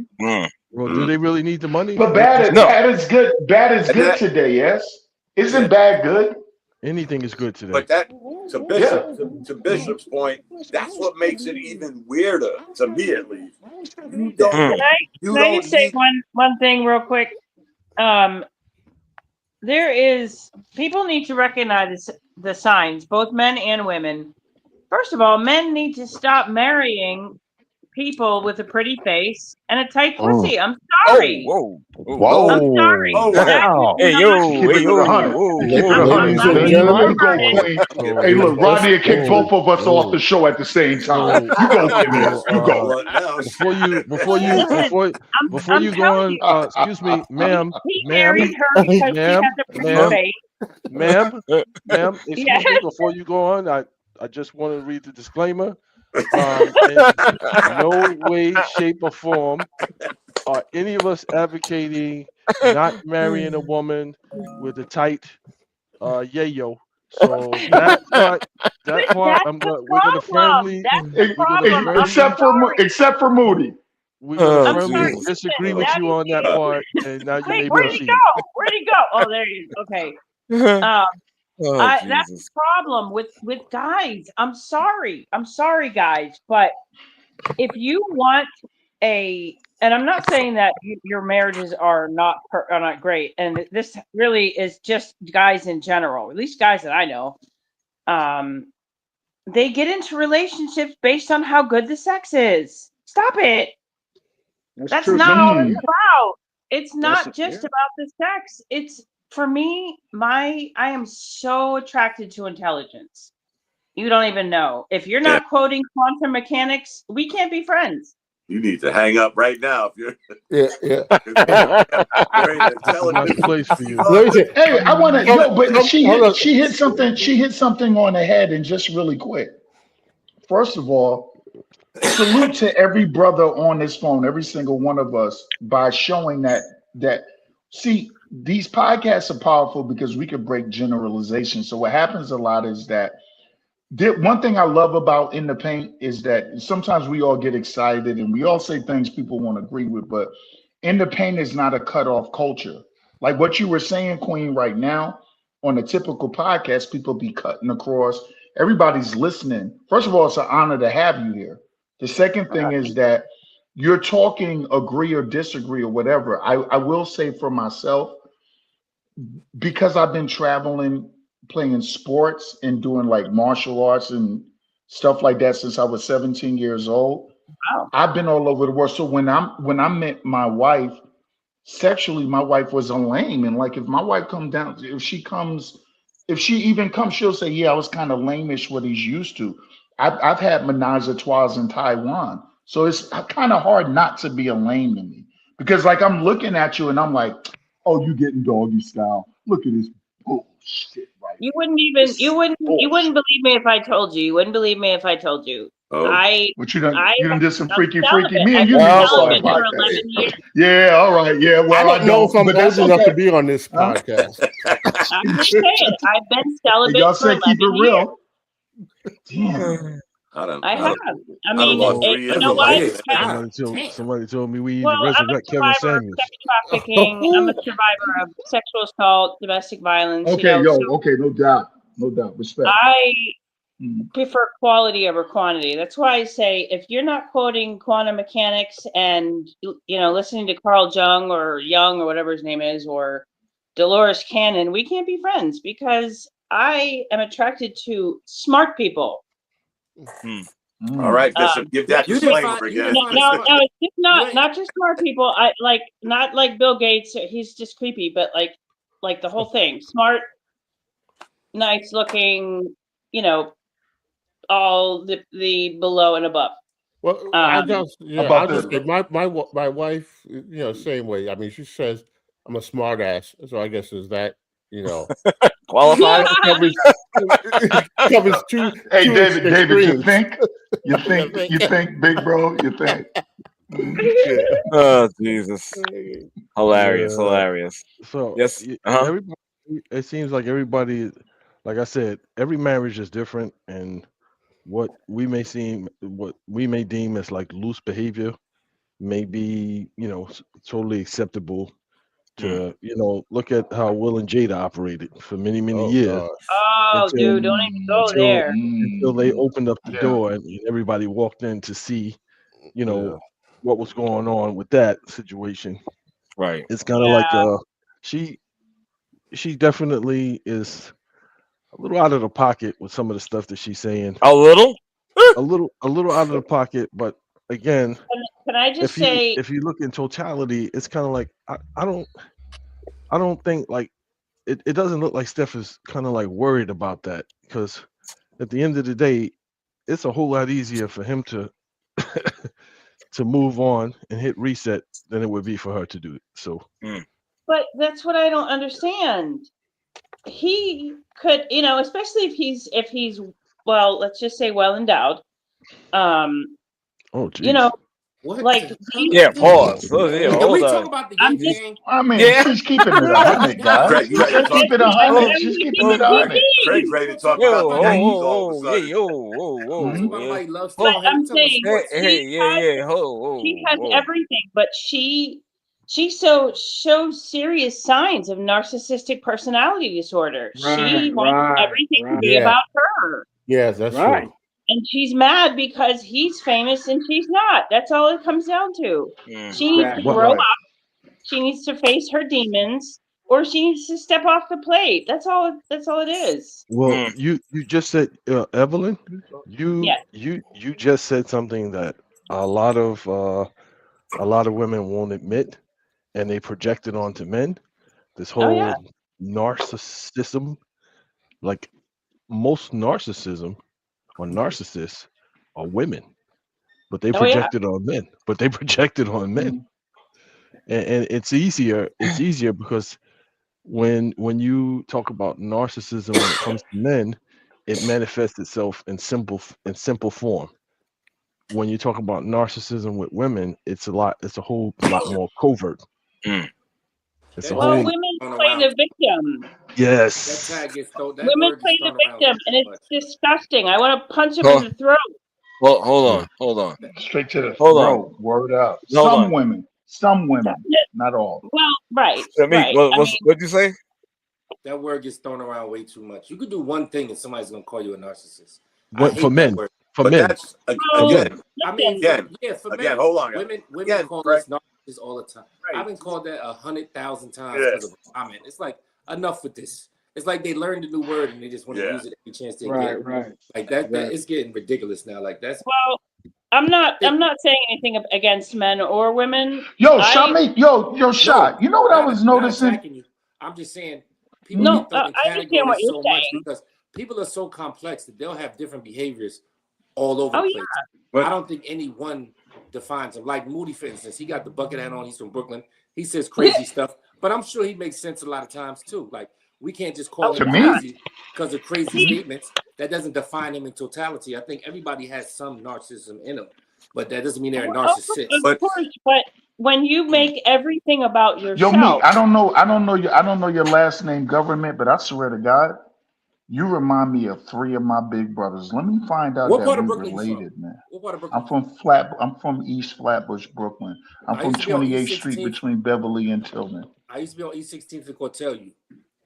I used to play ball in Whitman's Park. How old are you? With the cop, 53. I'm 55.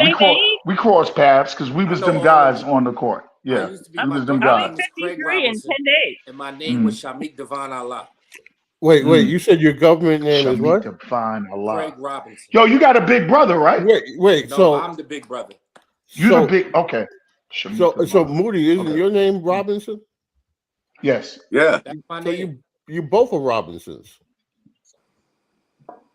Well, Daddy was a Rolling Stone that stayed at home. He rolled the stone. All right.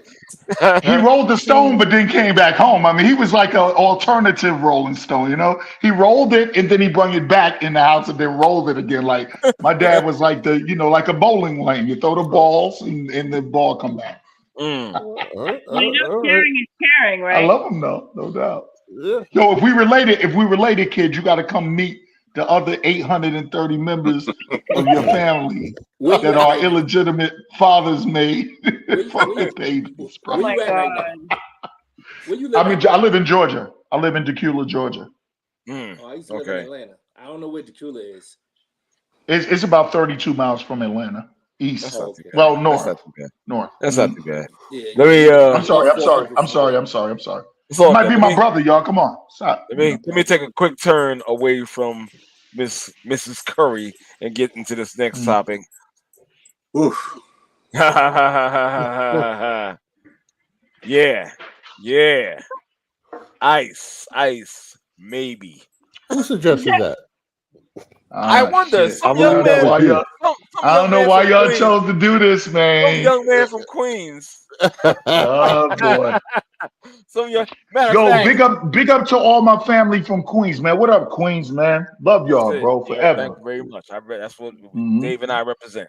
You know, for sure. Love y'all, man. Word. So, the ice factory, the ice controversy. What's going on with ice? Let's see. There's a lot of things. It's abuse and misconduct, family separation, lawsuits. Yeah. What's really going on? And who are these people? A certain someone kind of like, they kind of associate them. Are they Proud Boys that have turned into ice? Well, what's really happening here?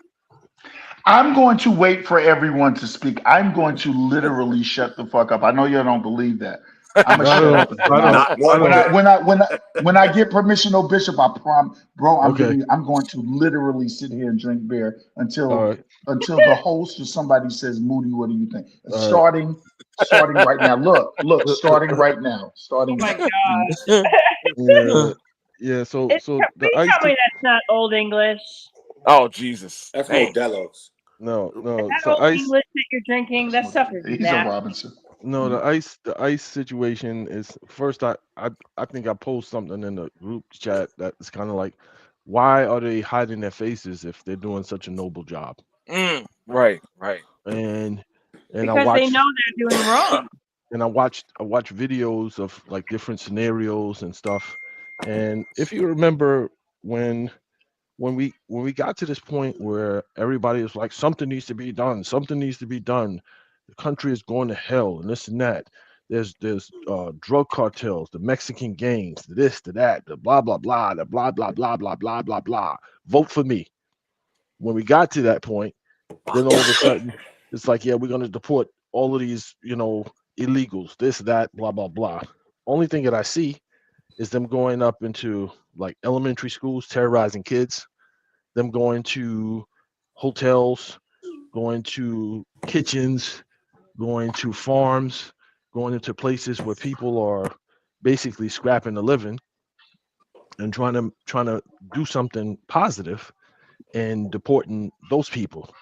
I fail to see any of these drug cartel members being apprehended, arrested, and deported out of the country. I'm just seeing like blue collar and below blue collar people being menaced by guys in wool ski mask, and I'm wondering, is this what we've come to?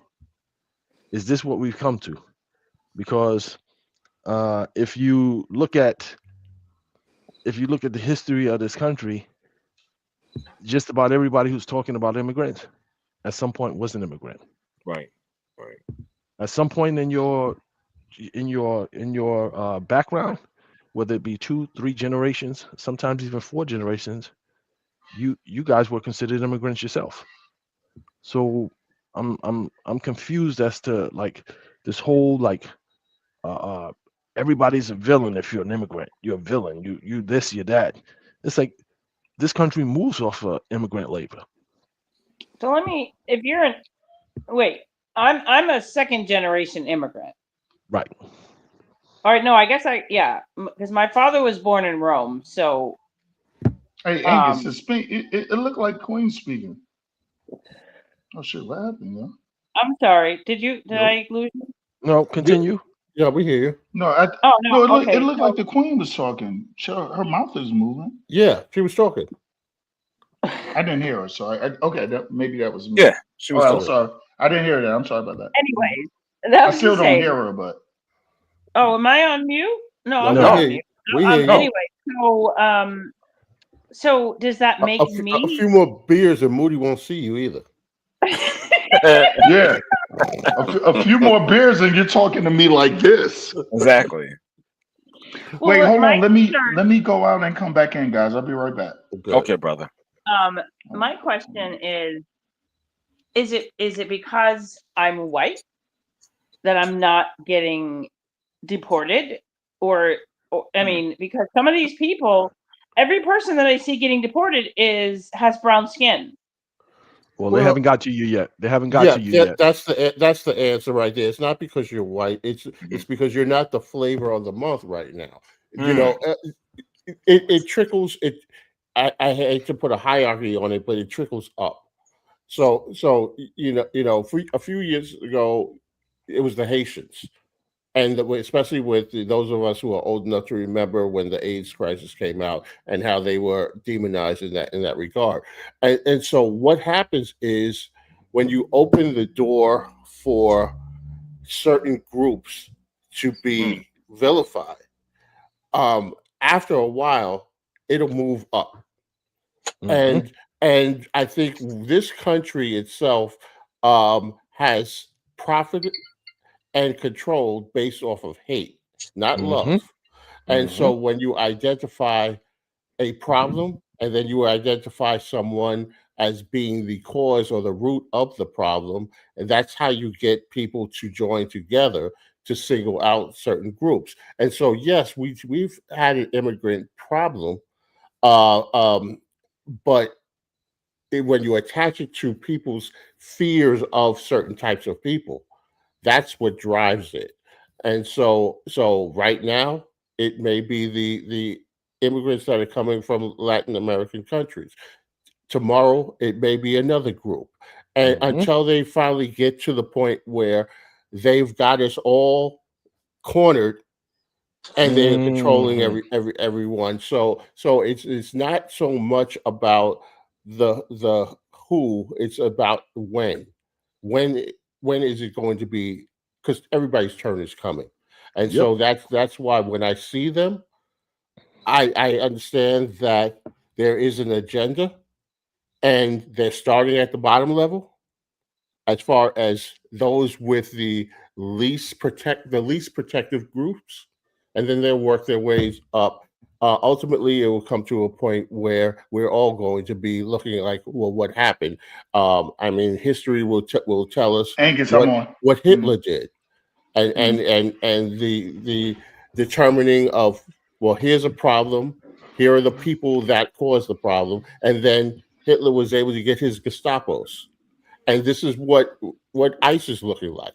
You get a whole bunch of guys who couldn't make it into the police force, and you what they did was they promoted mall cops, and you gave them badges and authority and free reign, and they're doing the bidding of the the controlling groups right now, and I'll just say it like that. So let me ask a question, because I always got to play elephant in the room. Are you upset of how it's happening, the manner in which it's happening, or it's happening? Because numbers show that this has happened in larger numbers quite often. Is that for me?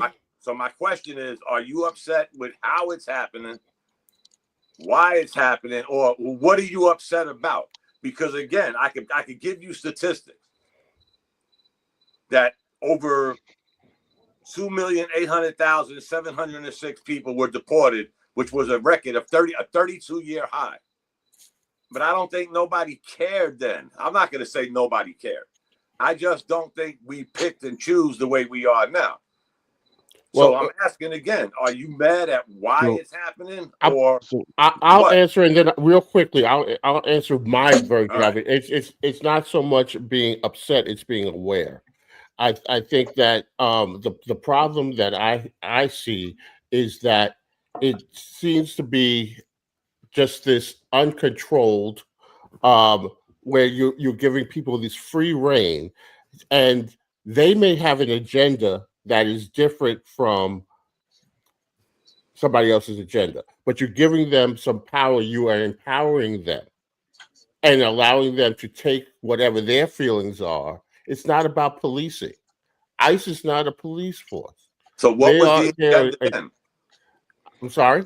What was the agenda then when 2,800,000 people there was definitely agenda, but it wasn't attached to a sort of like a witch hunt type of agenda. We don't know, because I bet you none of y'all even knew that was a 32-year high.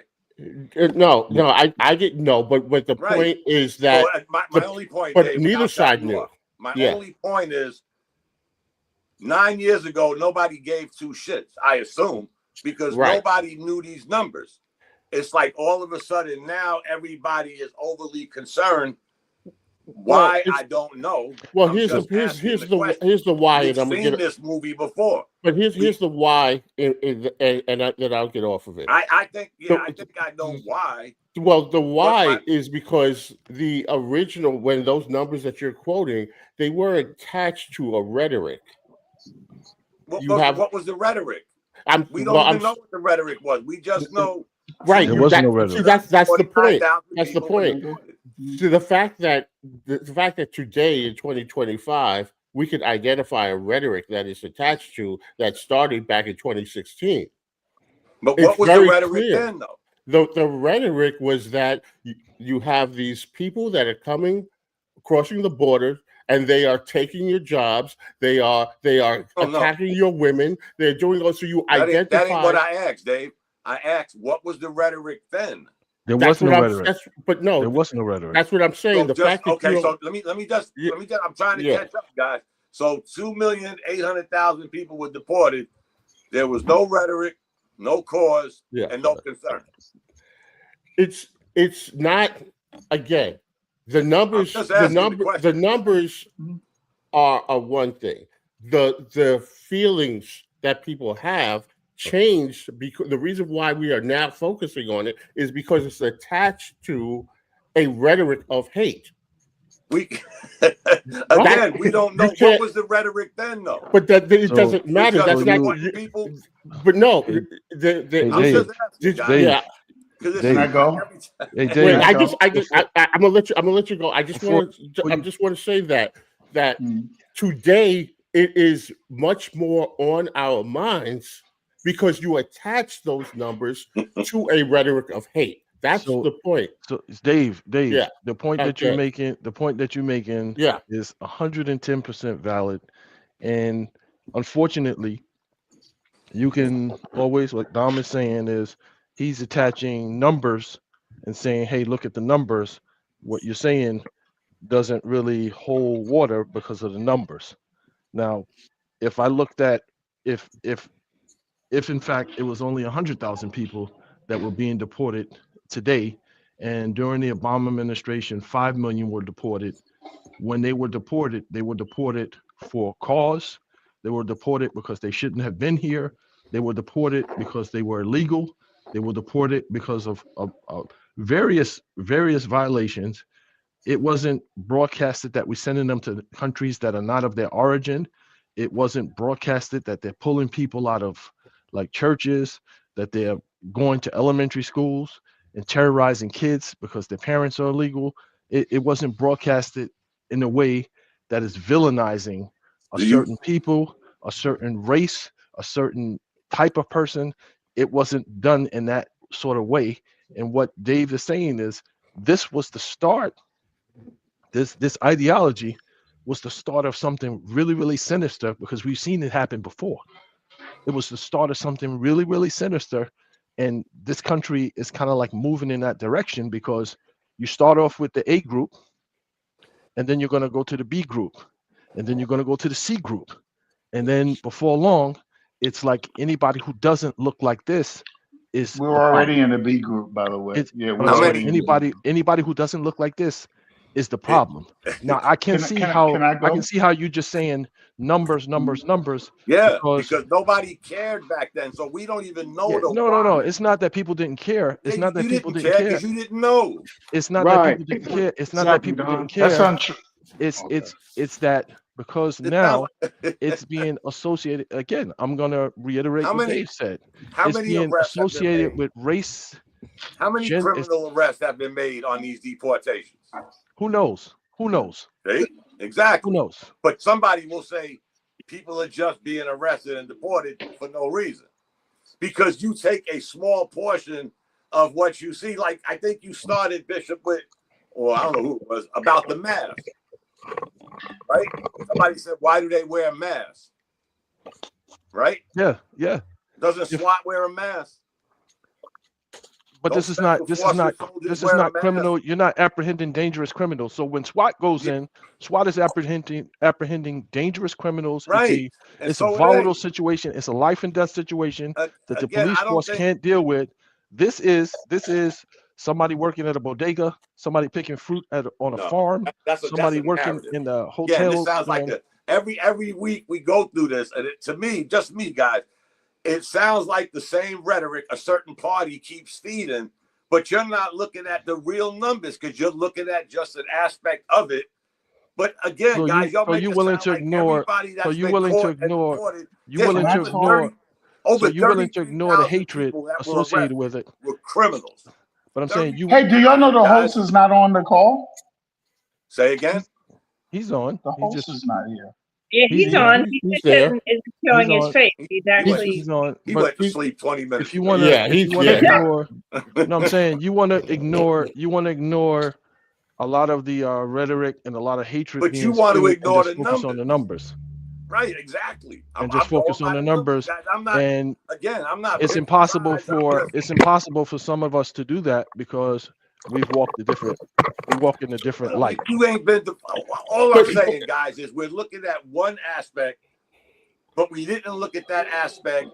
What did I say? 7 years ago, 8 years ago, 9 years ago. Can I just say something? I'm so sorry to interrupt you. Please don't. Go ahead. Please. You guys are looking at it the wrong way. You're looking at it all. And I do a lot of reading and I do a lot of studying on frequency and vibration, and we are all frequency and we're all vibration. You're all looking at it on a lower vibration. This is not about left or right, Republican or Democrat. This is about the people who control the currency. Who controls the currency? Not the government. No. Who controls the money? Small percentage of people. Right. Let me say this real quick. I don't hear about, like the Rothschild or the Rockefellers. These are the people who are causing all of this problems right now. You're looking at it at a lower vibration. You have to look higher. What is this with the volume? Huh? Yo, real quick, let me say this real quick, and I'm gonna jump off because I look at all these topics tonight. Bishop, don't jump off. Hold on, stay on. That's not Bishop. That's not Bishop. Hold on, Moody.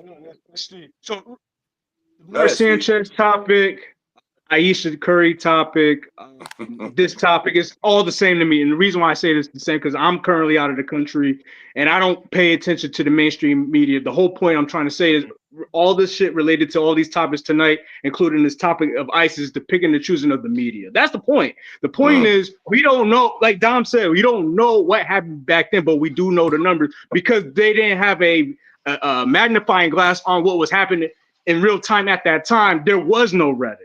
The same thing with the Ayesha Curry story. We don't know what you guys were just on the last segment. Oh, we don't know their marriage, but all of a sudden we know what's going on in every instance with ISIS. It's an inconsistency on how we're applying these topics. That's how I'm looking at it.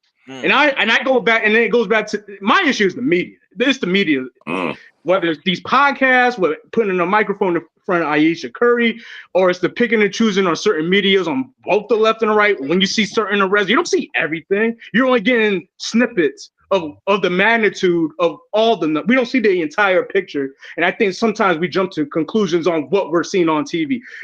The Sanchez situation, I don't have a clue. I heard of the story, but I don't know the details. So that's why I kind of shut the fuck up because I don't know, and I don't think none of it's known because of what the media is showing us. Is my point. Yeah, I'll just respond to that real quick. And okay, if I could just say this, Moody, before you go, Moody, before you go, I see people's Moody, but I can't hear them. Like Dave, I can't hear my brother. Dave. That's what happened to me last week. What's happening? Yeah, I know that happened before. Let me just say this real quick, and I'm gonna jump off that. Yo, can everybody give me a mic check real quick? I can hear you. We hear you. I can hear everybody. Dave, I see you signal wise. Yeah. Okay. So time out, Moody. One second. Well, yeah. One second. I just want to say to Craig's point. I agree with what he's saying. My only issue is when Trump ran for office the first time. One of the major points in his platform was they were going to do what? They were going to build a wall and they were going to make Mexico pay for it. I cannot hear Dave. So you gotta hold on, Dave. You're gonna have to hang up. I can't hear Dom now. You gotta hang up. You gotta hang up and call back. I just hit you with a message last week. Remember? I just hit you with a message to telling you to log out and then log back in. Yeah, he can hear us, but we can't hear him. Or no, we can hear him, but he can't hear us. So I'm just saying, and I'm not going to make this a left or right or anything like that. But the immigrant situation was always going on, and Don brought up the numbers. The reason why nobody talked about it like that was because nobody was running on the platform of what we were going to do about the immigrants. They were talking about more domestic things, but and alike, but they weren't talking about. They didn't make that the hot topic. It became the hot topic, at least in my memory, when Trump started talking about we're going to build this wall. Now, right or wrong, I'm not debating whether it's right or wrong, but he ran on that platform. So, and he said Mexico. He didn't talk about those that came into New York. He didn't talk about those that came into Florida. He talked about those that were coming into Texas and California via Mexico, and we're going to build this wall, and we're going to make Mexico pay for it. So now you have identified a certain type of people, and you have now made them the root of the issue. And again, I'm not talking about right or wrong, but that's why the rhetoric, nobody talked about it like that then. But when he ran on that platform and he won, not just that he ran, he won based on a lot of his votes came based on that. And so we can't say, we can say the media this and media that, but the man out of his own mouth, he made that a hot topic. How it was covered, left or right, that we could talk about the media.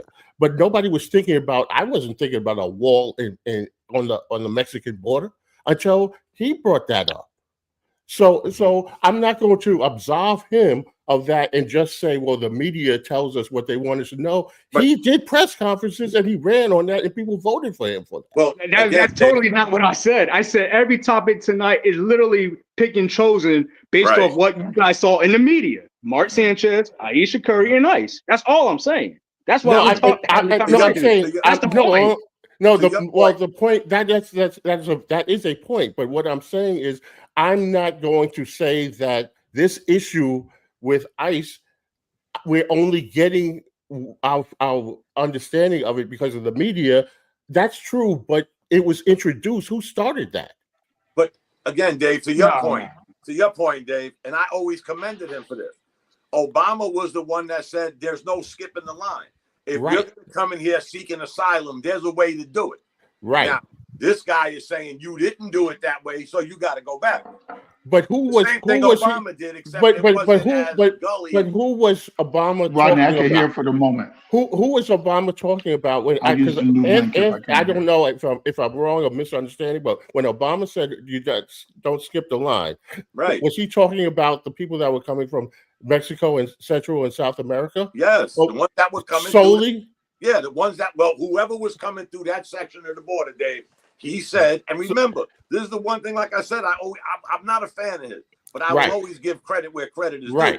He was the first one that actually stood up and said, "This shit got to stop." Because we went through this with Bush, Clinton, Reagan. Obama was the one that said, "No, man, there ain't no more skipping the line." This is public. It was on CBS, a great interview. That you get caught again, guys. We got to understand. If you're seeking asylum, there's a way to seek asylum.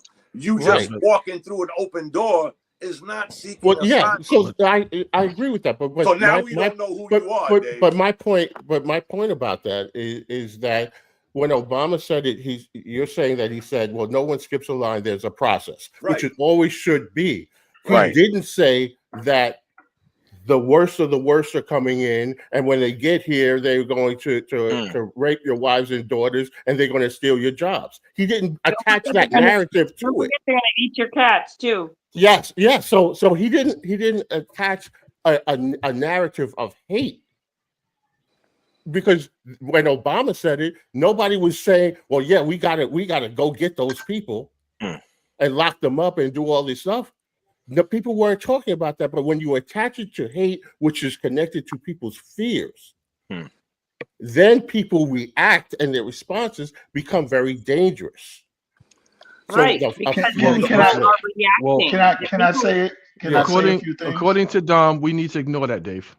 No, No, hold on. not I at don't all. think I didn't I say don't that. think that's what Dom is saying. But hold on. If Yes, I it could is. say a couple, Yes, it is. Hold on. if I I'm could just telling hold y'all what on. actually If Hold I on. I mean, Go ahead, Moody. yeah. if I could say a couple of things, let's get a couple of things here straight. For the first time in America, we got a 34-time convicted felon. For the first time in America, we had a dude that said if his daughter wasn't his daughter, he would bang his daughter. And For this the is the first reason. time in America, excuse me, because I didn't cut anybody off. For the first time in America, we have a president that watched on national television, and we saw him with our own two eyes. He smiled as domestic terrorists were taking over the Capitol. What happened to Back to Blue? What happened to all that? I don't know. For the first time ever, we did that. Now, I live in a realistic world. Whatever anybody is talking about in the panel, I'm a black man that travels all the time. I have seen racism and I've seen prejudice that you can't believe across the globe and inside of the states. Let me tell you something really quickly. The United States military was not banded together to terrorize American citizens.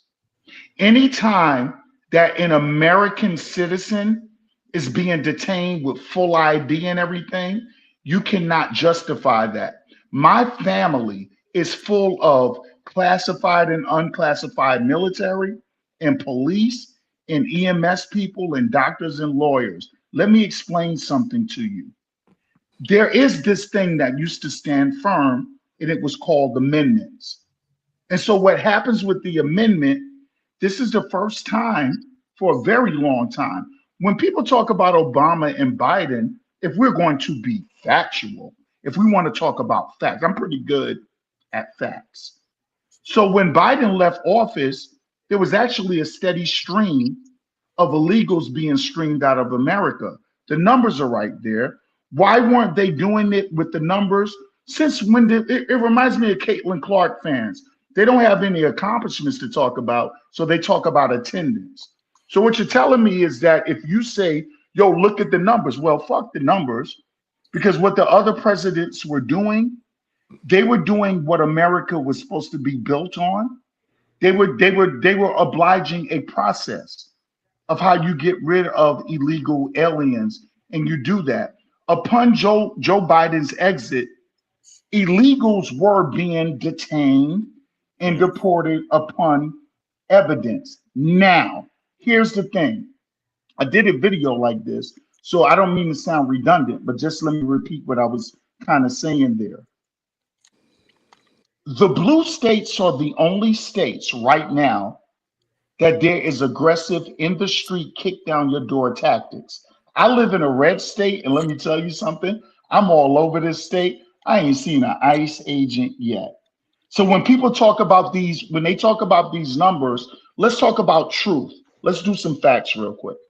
The in the red states, what the agents are doing, and one of the analogies that I use is, man, can you imagine being on a boat with just a fishing rod and you're trying to catch a shark in this big ocean, right?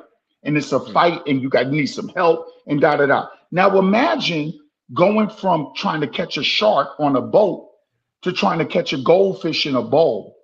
What they're doing in the red states, they are not out in the streets. If they were out in the streets, I live here. I would have saw them by now. What they're doing, the numbers from the red states are coming from, they are getting already locked up criminals from prisons and jails. In the blue states, they are kicking down doors. When a black woman born in Chicago is dragged outside with her child or with her grandchild, if you can stand for that, I got a family. One of my uncles just retired from the military. He said, this is not something that I swore to do. Those generals, a lot of people don't understand pomp and circumstance. The generals were silent because they was like, well, Trump didn't get a round of applause. Those are the top generals in the world. Those generals are not really allowed to do all of this stuff. They're not allowed to do it. But those generals in themselves, my family's so full of military, I'm not stupid to it. Red state and blue states are policing different. Now, if we're going to be factual, let me tell you something. If you're going to sit here, anybody, anywhere, anytime, if you're going to sit here and you want to have a conversation with me about a man that said Hitler was a good man, about a man that doesn't know fidelity, about a man that doesn't know, a man that's been caught in over 30,000 lies in one term, verified, not making it up, verified. In a man that has praised Mussolini, in a man that has praised Putin, in a man that has done that, in a man that right now the federal government is shut down. Let's talk some facts. The federal government is shut down because Democrats are saying, yo, this thing is just healthcare. Like, you're already fucking up the economy, my God. These people cannot make, everybody that's so smug about Trump and all that stuff, you know what I always say? Ha ha now, wham wham later. Ha ha now, because everything is funny. Little do you realize, if you live in a blue state, it'll be your ass. We're talking about the party that is against interracial marriage. We're talking about some bitch ass nigga that got shot in the side of his neck. Just like in the movie Paid in Full, niggas die every day, B. We're talking about somebody that said that freedom of religion shouldn't be allowed in the United States of America. That is verified by Charlie Kirk. We are sitting in this country making excuses for tyranny. And because I have a family full of soldiers, none of them agree with that. They're combat guys. They got holes in their bodies. They got PTSD. None of them agree with it. Now, explain to me that if this is what we're doing right now, explain to me how a black woman and her granddaughter, no white people yet, if you peep the game, explain to me Puerto Rico, explain to me Bad Bunny. I didn't know who Bad Bunny was. I don't really listen to much of this stuff. But Bad Bunny is from Puerto Rico. Well, he's an American technically. Explain to me the pushback against a guy that wants to speak Spanish in a country that should already know Spanish anyway. So see, the pushback, when you deal with right wingers, every Republican is not evil, but there are no more Republicans.